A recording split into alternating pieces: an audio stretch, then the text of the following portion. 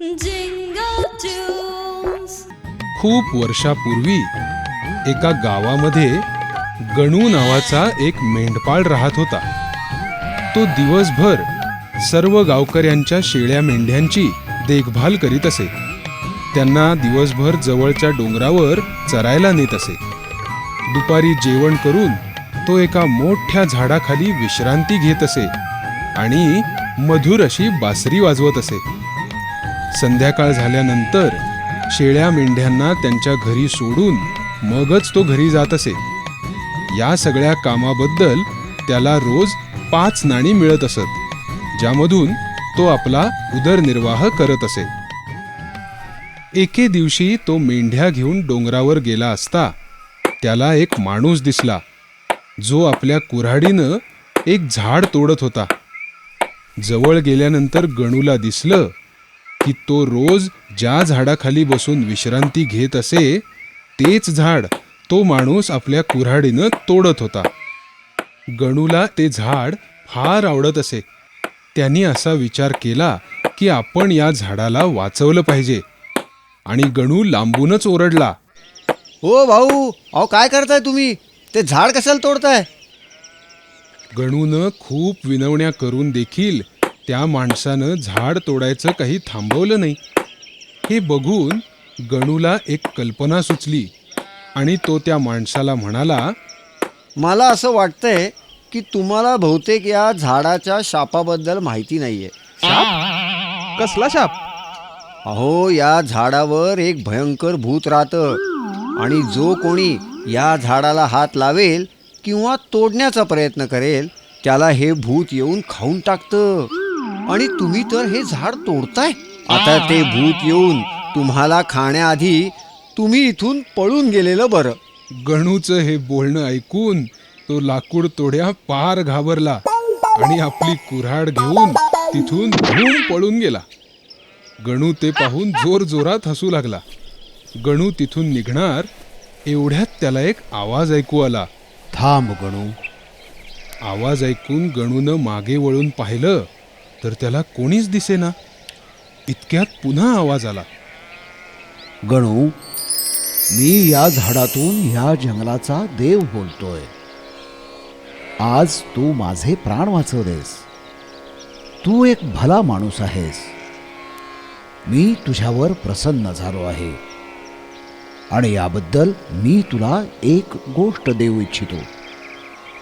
असं म्हणल्याबरोबर त्या झाडाच्या फांदीवरून एक घंटा गणूच्या हातात पडली. वनदेव पुढे म्हणाले, हे घे, ही एक जादूची घंटा आहे. तुला जेव्हा जेव्हा भूक लागेल आणि जे खावंसं वाटेल ते तू या घंटेकडे माग. तुझी इच्छा पूर्ण होईल.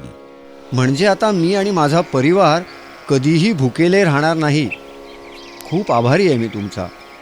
पण एक लक्षात ठेव, या घंटेचा उपयोग तुला दिवसातून फक्त एकदाच करता येईल आणि याचा उपयोग तू लोकांची मदत करण्यासाठीही केला पाहिजेस. हो हो, मी नक्की हे लक्षात ठेवीन. एवढं बोलून गणू आनंदात आपल्या घरी आला आणि त्यानं ती घंटा आपल्या आईला दाखवली आणि म्हणाला, ए आई, हे बघ मला काय मिळालंय.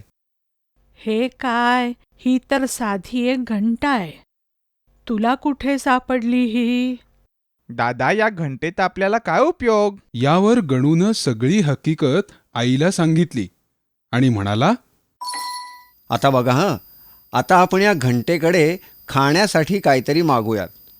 अरे वा, हे तर खूपच छान. मग सांग पाहू, तुला काय हवंय ते? मला लाडू आणि जिलब्या हव्यात. असं म्हणून गणूनं त्या घंटेकडे लाडू आणि जिलब्या मागितल्या. दुसऱ्याच क्षणी त्याच्या समोर जिलब्या आणि लाडवांनी भरलेली 2 ताटं प्रकट झाली.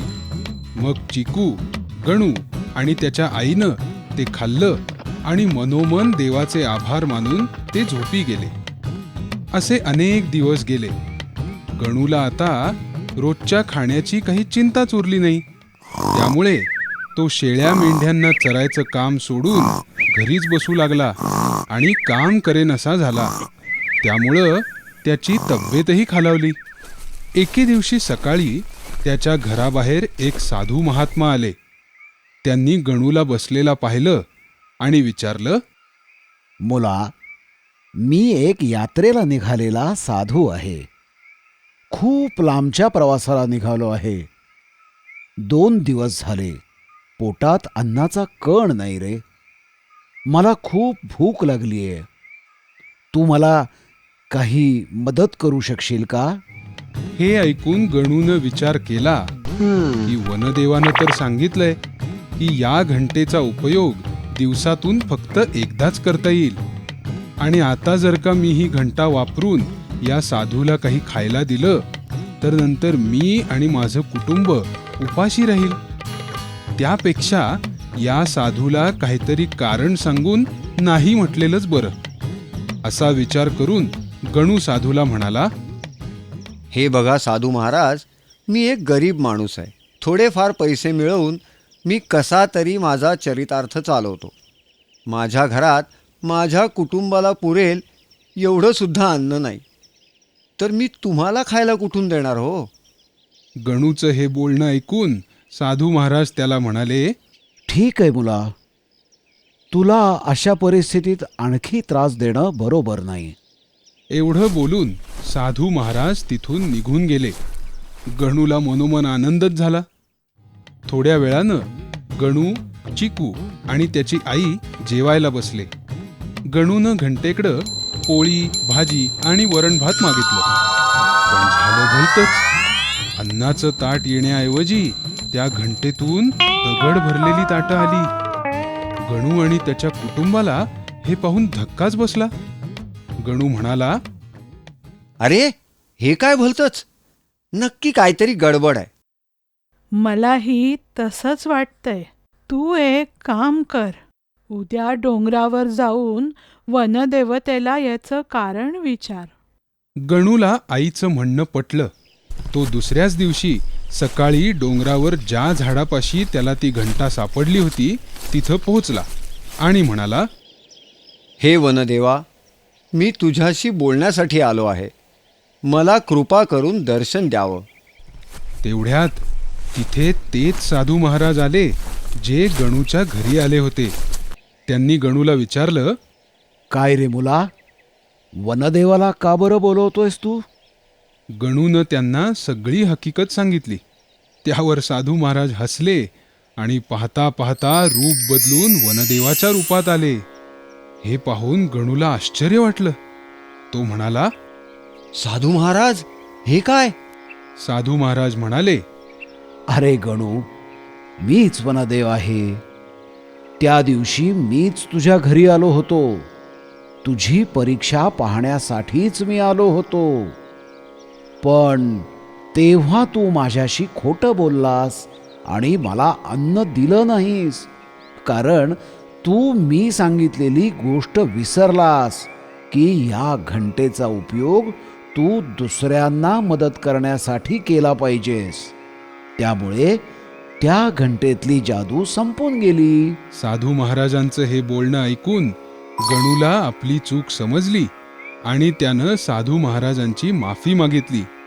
साधू महाराज म्हणाले, अरे गणू, तुला मी ती घंटा तुझ्या चांगल्या वागणुकीसाठी बक्षीस म्हणून दिली होती, पण तू त्या घंटेवरच अवलंबून राहू लागलास आणि काम सोडून आळशी झालास. त्यामुळे तुझी तब्येतही बिघडली. तू जर काम करत राहिला असतास तर तुला कष्टाचे पैसेही मिळाले असते आणि घंटेचा वापरही तुला करता आला असता. म्हणून कायम लक्षात ठेव, जीवनात कष्टाला पर्याय नाही. हो, मला माझी चूक कळली आहे. मला माफ करा.